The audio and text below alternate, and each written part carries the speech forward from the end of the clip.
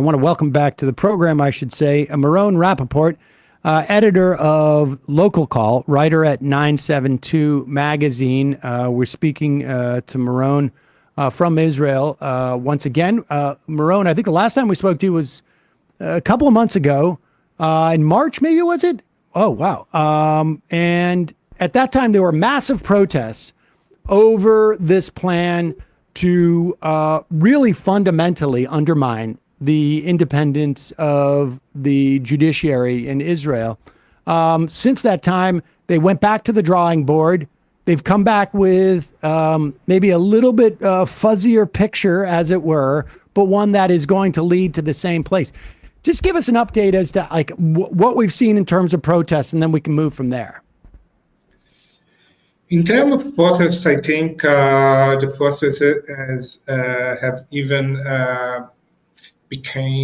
become stronger, wider, and more important, much more, I wouldn't say the word violent, but much more, standing, confronting the police, blocking roads, ready to really confront the police, the water cannon,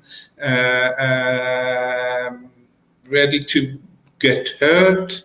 There were some dozens of protesters that were injured during the protest, and hundreds of them that were arrested. The protests have definitely become much more intense and challenging to the government and to the police. In terms of the legal reform itself, it is true that the main issues that were part of the reform, like changing the committee that elect judges, so that the coalition will have total control over this committee, and even more important, depriving the Supreme Court the ability to undo laws that were passed by the Israeli parliament. These were not passed. It's not clear if they are frozen or off the table.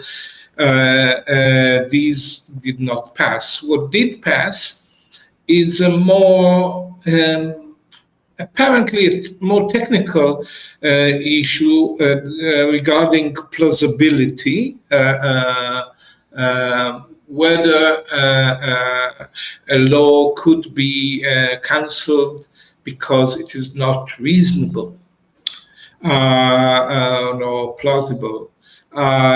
This not a law. No, a law that does not give the court the ability to cancel a decision by the government or by ministers that seem unreasonable or not plausible. That's the legal term. Who makes that under this law that was passed? Who makes that determination about plausibility or reasonability?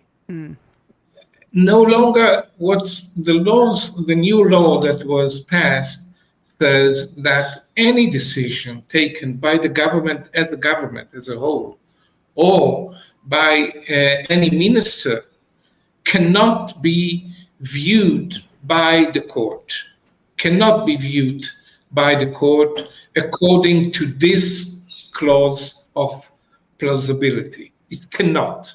It is free from any legal inspection in this sense. So if I understand you, any law, any action taken by a government official or any law passed by parliament is definitionally plausible. Any move taken by it's not a law, but any administrative decision taken by the ministers or by the government as a whole cannot be viewed cannot be viewed because it's all technically speaking plausible. If you do it, it's plausible, and therefore it's not susceptible to judicial review. Yes, if from the moment it is taken by a minister, then it cannot be under review by the court with the plausibility clause, because there are other clauses that could be used. It's a little bit difficult. It's not, I have to say, I have to admit, it's not the most dangerous step taken by the government. It is certainly the least dangerous of all the parts of the reform that was proposed by Justice Minister Yariv Levin at the beginning of January this year. It is certainly the least dangerous, but again, it points what is dangerous about it. It points that the government is still moving ahead with its reform. That's, I think, what made people very angry. Apart from, it could have consequences, and important consequences. For example, they could appoint someone who has criminal background, that had committed criminal offenses. They could appoint him to a minister, something that is not possible now. So it is not without any consequences. It could have a lot of consequences, but still it is what is really made people very angry is that it points that the government, despite everything, did not give up the reform and is going ahead with this reform. Let's, before we take go further in terms of like the way what's happening with the anti-judicial reform movement and how much that is, to the extent, how much those lessons are being sort of applied to Israel more broadly. Let's, if you could, you mentioned Yariv Levin, who is the judicial minister.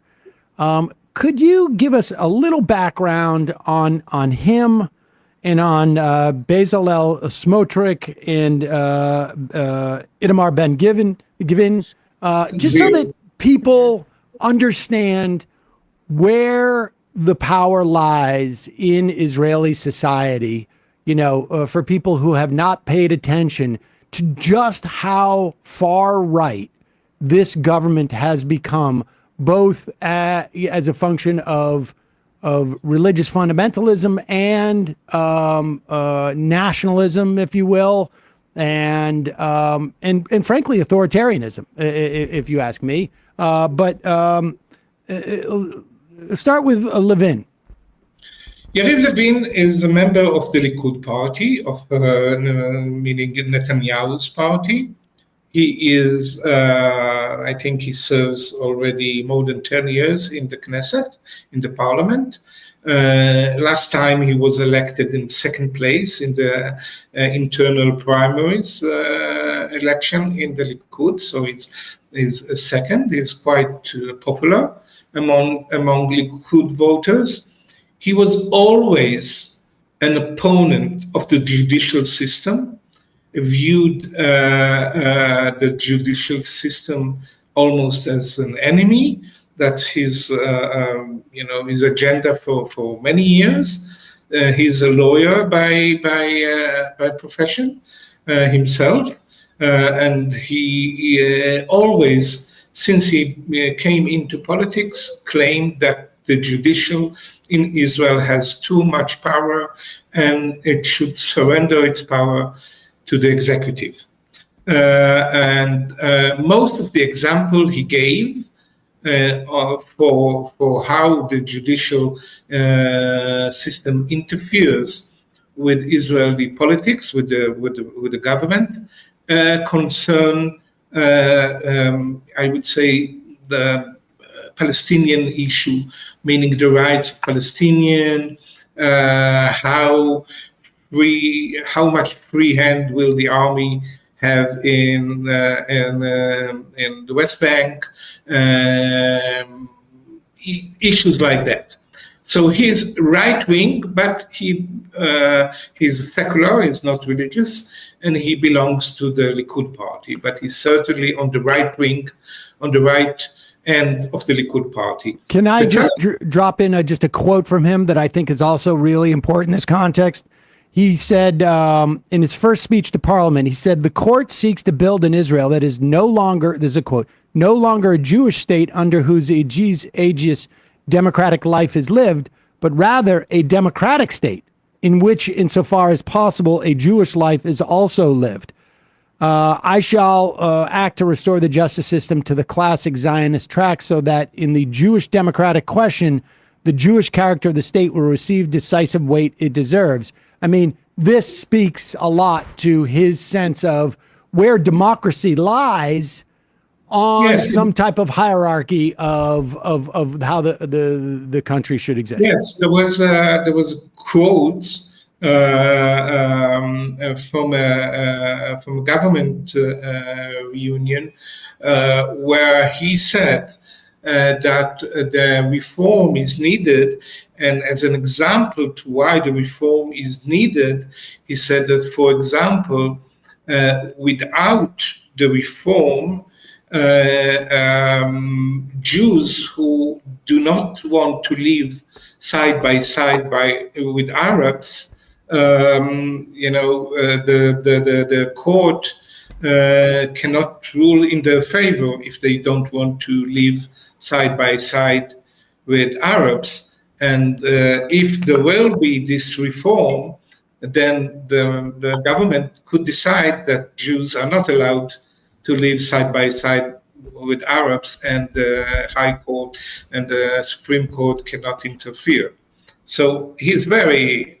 This is it would be the equivalent of a politician in the United States saying we need to get rid of the Supreme Court because it's going to strike down Jim Crow laws, essentially.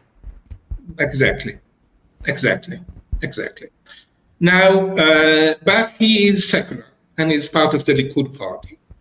Bezalel Smotrich, Itamar Ben-Gvir, who is now the Minister of National Security, responsible for the police and the border police.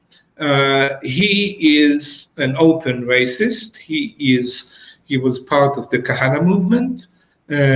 He was an admirer of Kahana. Can you explain that to our audience? Meir Kahana. Meir Kahana was an American-born rabbi, founder of the Jewish Defense League, and immigrated to Israel, I think, in the 70s, if I'm not mistaken. Founded the party, the only party that was banned later from Israeli politics because it was openly racist. He called for the expulsion of the Palestinian Arabs from Israel openly. He said they are not entitled to political rights, and also encouraged violence against them. His party was banned because it's racist. It's the only party, except for Palestinian party that was banned in the 60s. So very extreme party. Ben-Gvir was part of this party, and he had on his home, he had a picture on the wall, a photo of the wall of Baruch Goldstein, the Jewish doctor who was responsible for the massacre in the Ibrahimic mosque in Hebron, killing 39 people, if I'm not mistaken. And he had a photo of him on the wall, and he said that he is an admirer of this Baruch Goldstein. So he's really, he was convicted for support of terrorism a few times, 3 or 4 times. A real thug. There's no other way to a racist thug. That's Itamar Ben-Gvir, and he is responsible for the police now. Bezalel Smotrich, who is, I think, the most dangerous among all these three, he is the leader of what is called the Zionist, the religious Zionist party. He's a settler. Ben-Gvir is also a settler. He lives in Hebron. Smotrich lives in Kedumim. It's the northern part of the West Bank, a very extreme settlement. He himself lives on private Palestinian land. His home was built on private Palestinian land illegally. And he is the author of what is called the Decisive Plan. He published it, I think, in 2018 or 19, where he outlines a solution. He's very intelligent, he's very educated, much more than Ben-Gvir. He outlines more or less three options for the Palestinian in the West Bank and Gaza. One is to accept Israeli domination without political rights, maybe some kind of residence right, but not political right. They cannot vote for the parliament, meaning it's an open and declared apartheid system. That's one option. That if they don't accept that, then he would encourage them to immigrate or expose them if necessary.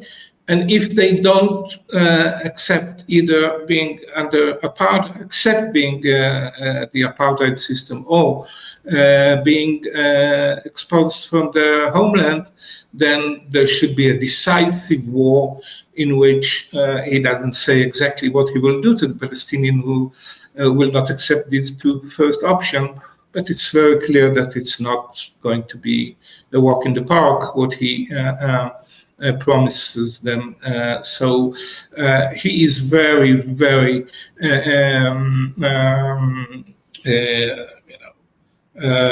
he knows exactly what he's doing.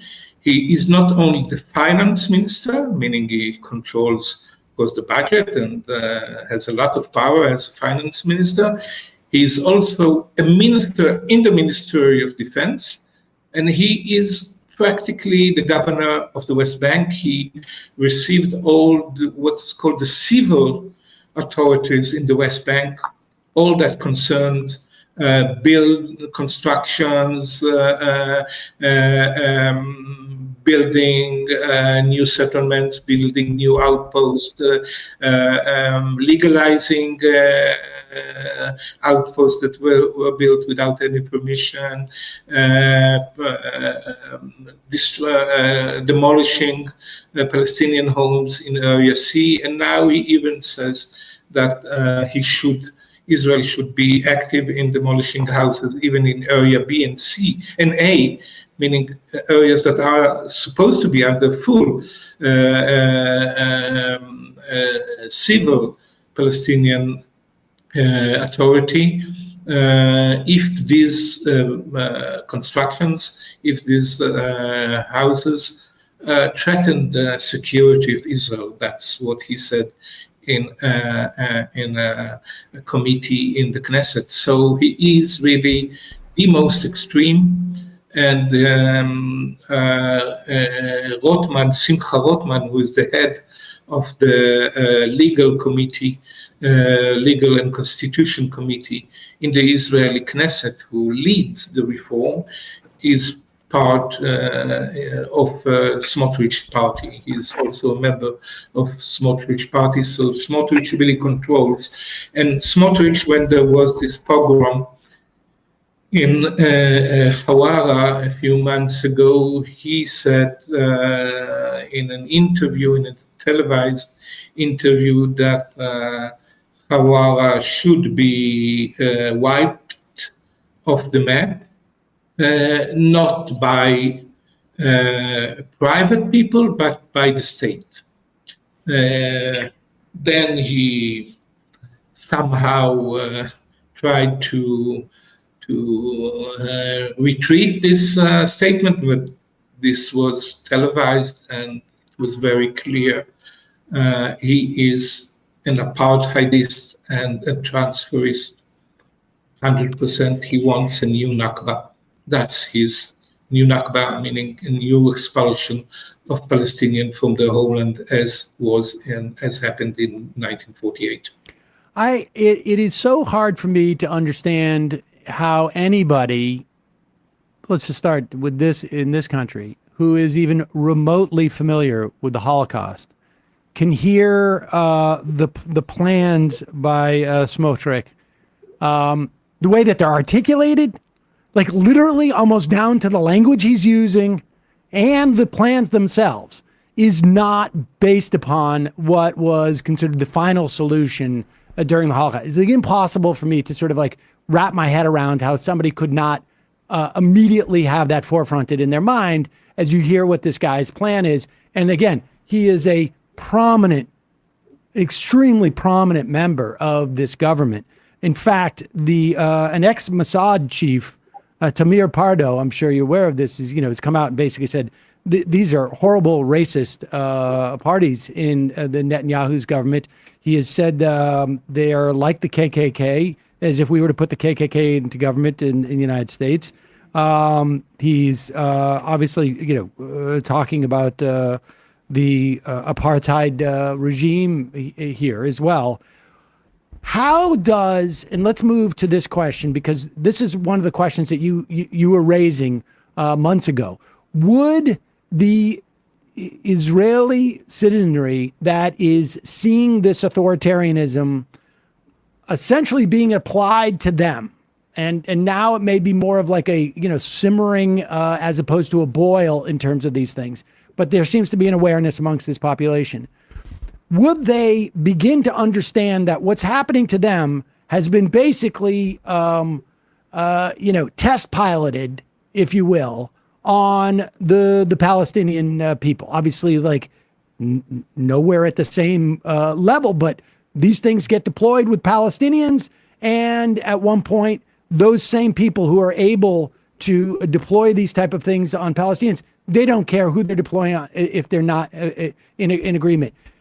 Is any of that starting to happen? How does an Israeli citizen who is not a supporter of Smotrich hear the words, instead of final solution, decisive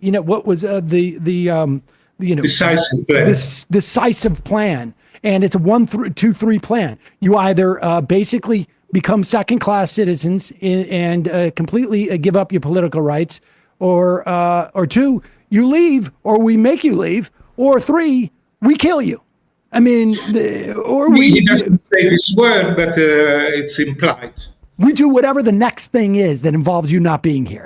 And so has any of this has what you were talking about begun to gel or form at all? I don't remember exactly what I said 3 months ago. I tend to forget what I said yesterday. I do the same.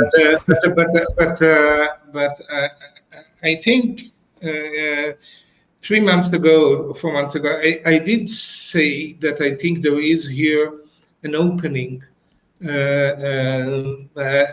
for Israelis, for liberal Israelis, liberal Zionists.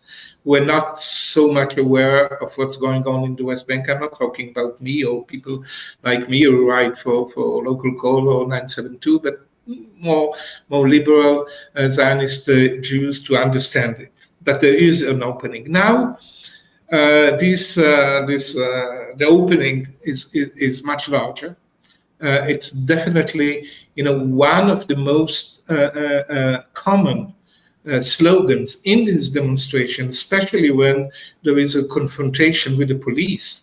And I heard it with my own ears, that when there is this confrontation, and there were a lot of confrontation with the police, these thousands of young people, mostly young people, shout, "Where were you?" meaning the police. "Where were you in Hawara?" meaning the notion that these pogromists, these people, that the same people who are responsible for this terrible reform that wants to destroy what is the little that there is for Israel democracy, are the same people that are doing these pogroms. And that there is this direct linkage. First of all, because these are the same people, and secondly, because this is the same ideology. We have seen, and just in the last demonstration in Tel Aviv, where there were 200,000 people in the street. Again, Tel Aviv is 450,000 people, and almost half of the population of Tel Aviv was there.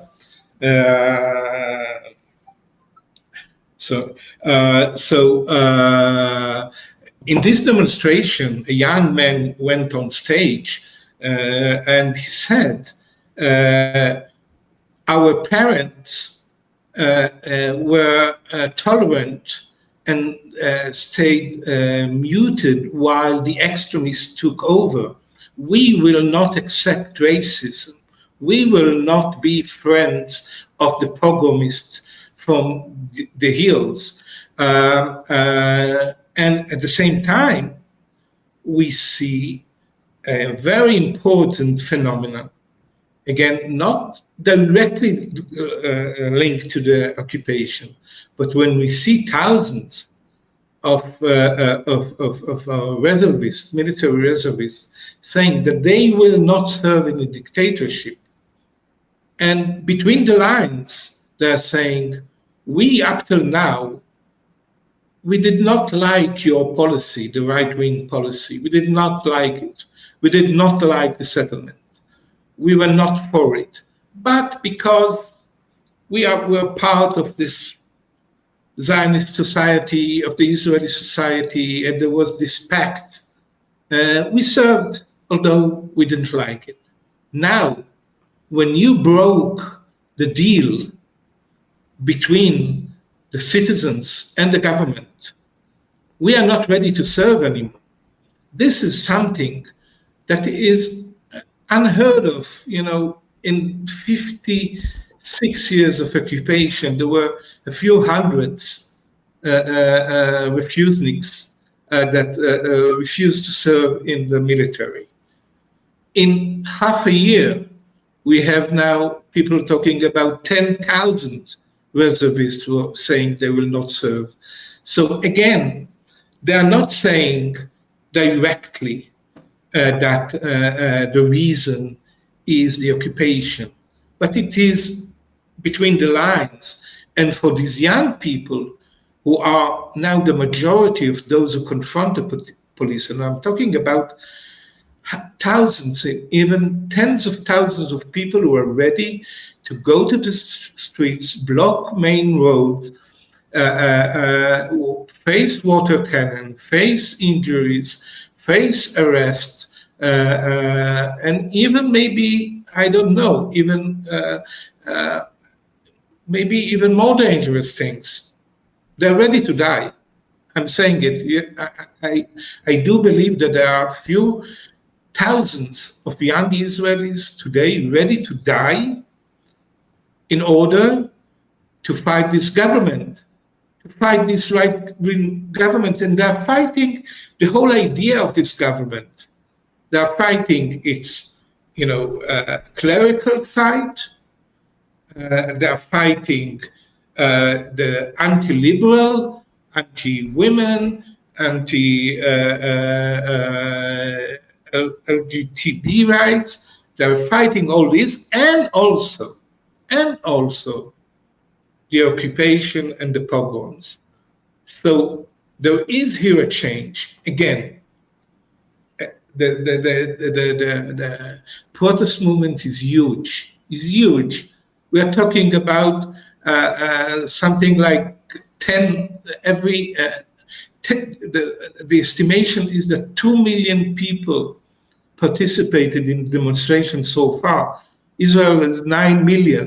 If you're talking only the Jews that do participate, it's something like 2 million out of 7. It's a huge amount. It's incredible. It would be the equivalent of almost 100 million people in this 100 country million protesting. in the US, as if 100 million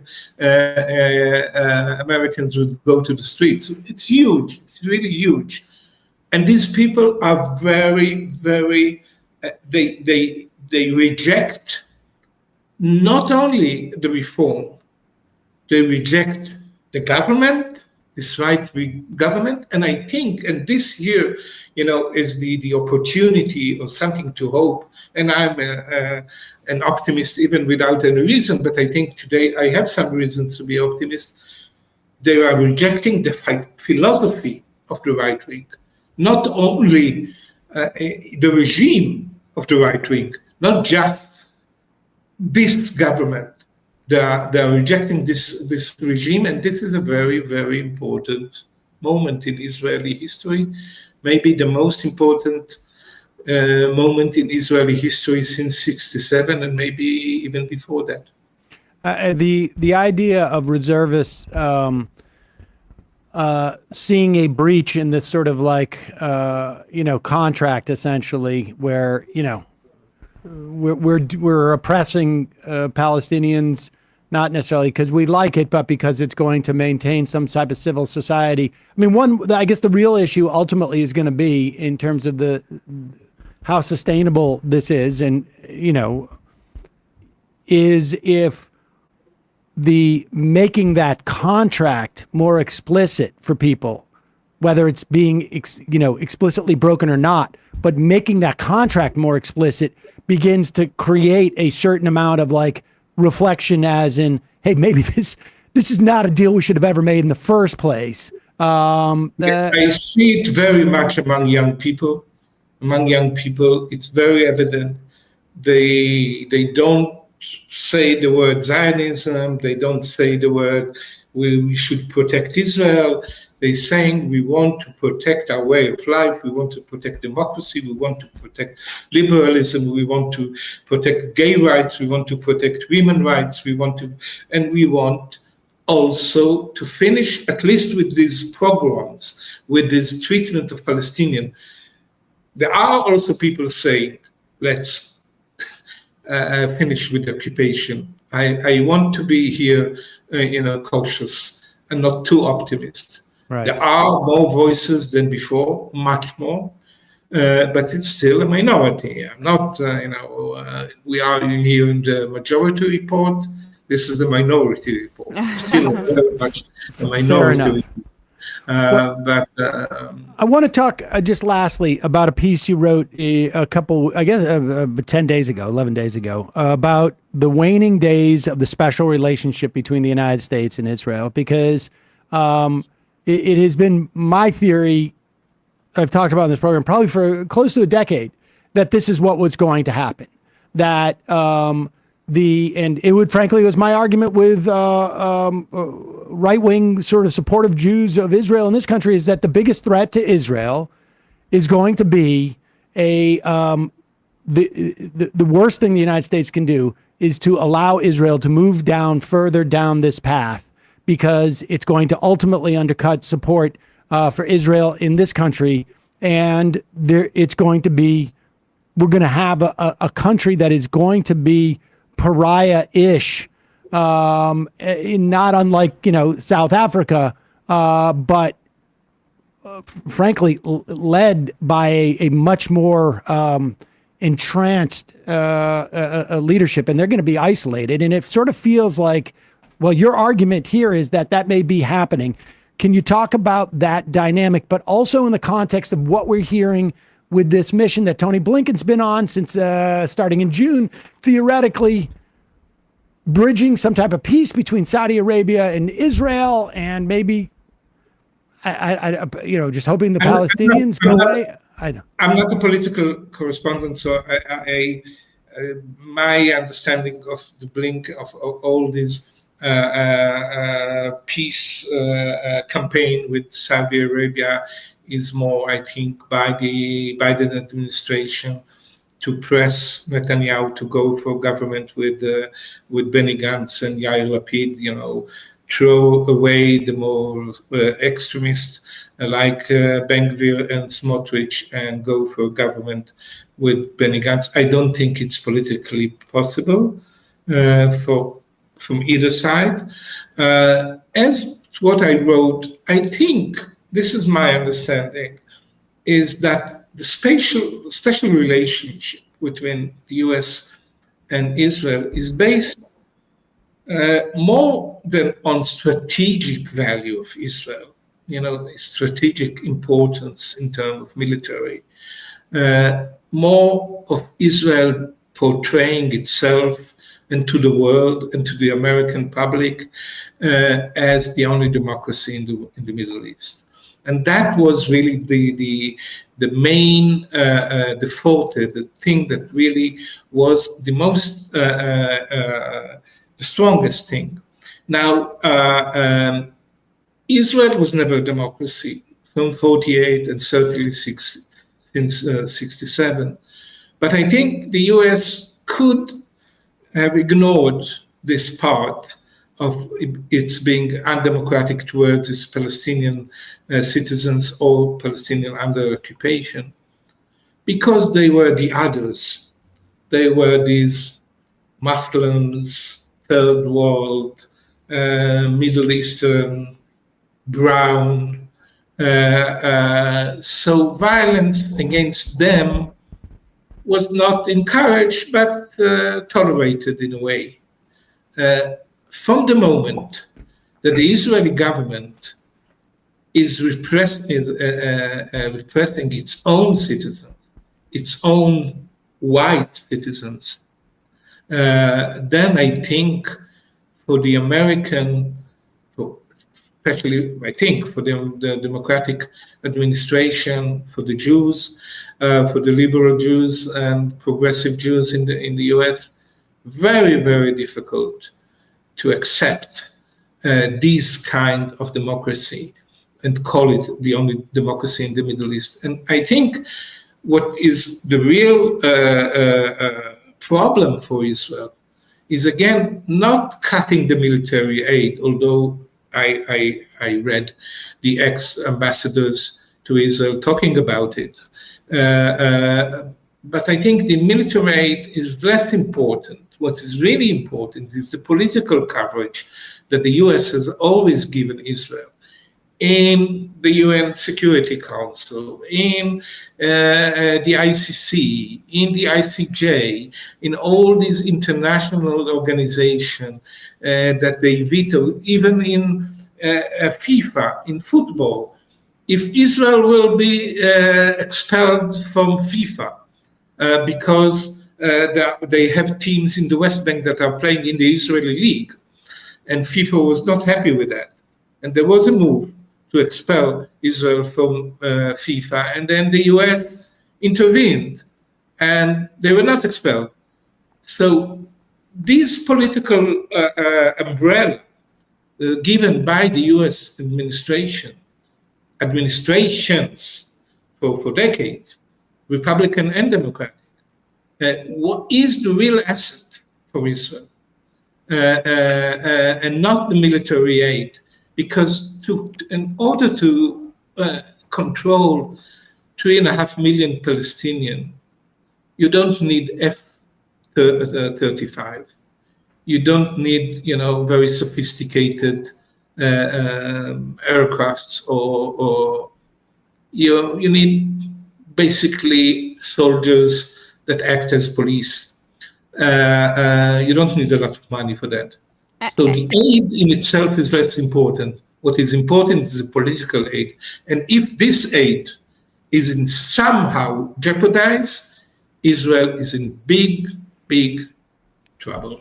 Yeah, and I mean, we had a guest on, I guess, a month or two ago speaking about how Israel's weapons industry is now 10th in the world in terms of exports. So like they have their own self-sustaining mechanism at this point. But to your point about the political cover, Do you think that that's been a motivating factor in why Israel has been meeting with other international leaders? I mean, they're trying to cozy up now to Saudi Arabia. Clearly, they're developing a relationship with Narendra Modi. I'm not sure what the status of it when they're meeting with China as well. Are they feeling the heat internally? If they're feeling that like Biden's cooling on the relationship?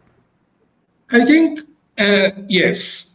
Yes, generally speaking, yes. Israel, in a way, first of all, it has become a really Middle Eastern country, in the sense that its regime and the regime they want to establish is not that far from the regime in Egypt or in not Saudi Arabia maybe, but in Egypt and other undemocratic states in the region. And then, yes, I think there is this, they are viewing an opportunity, if it's possible, to go with Erdogan in Turkey, with Putin in Russia, with Putin in Russia, maybe it's a little too risky, but going with China, going certainly with Modi in India, yes, to exploit this undemocratic pole.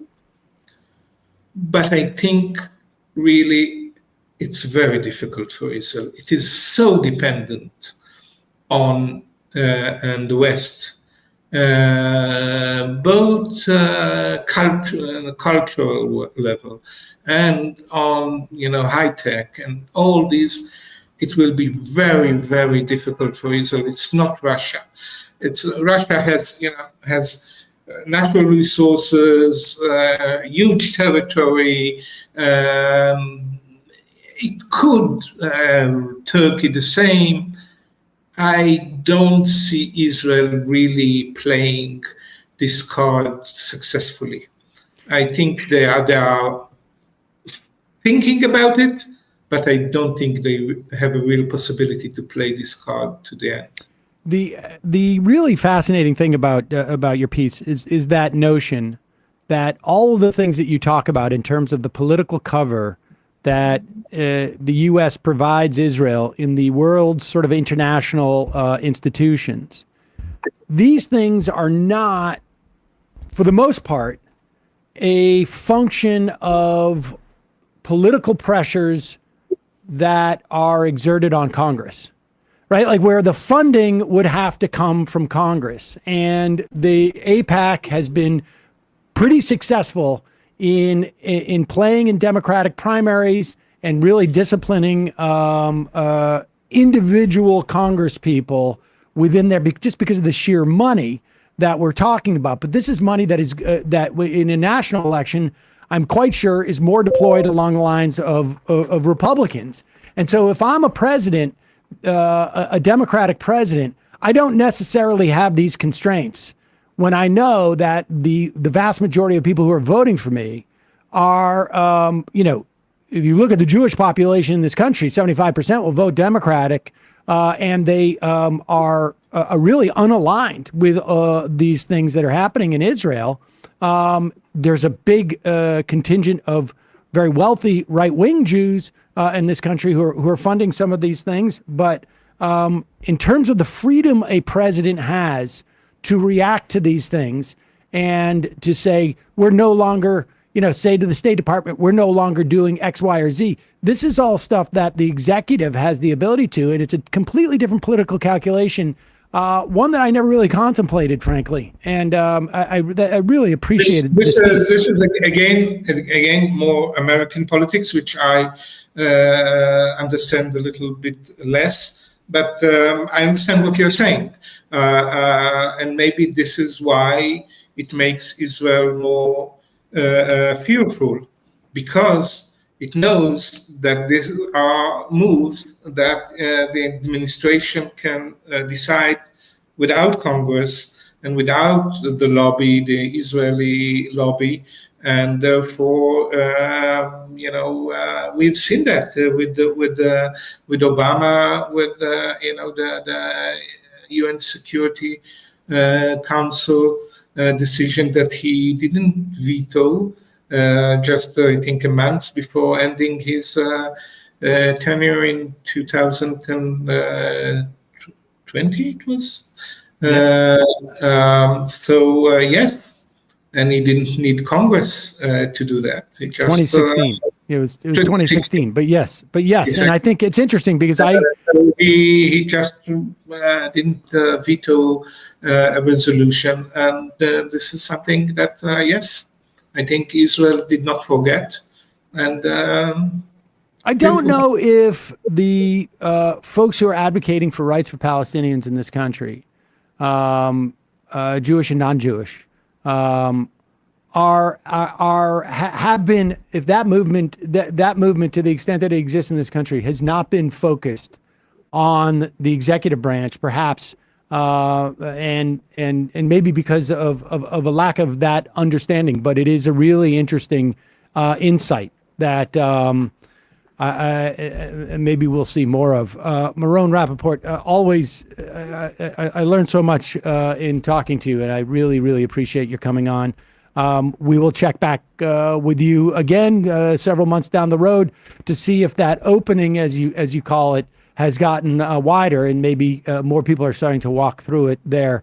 Thank you so much. We will link to your pieces at 972 and local call. Thanks again. Thank you. Thank you.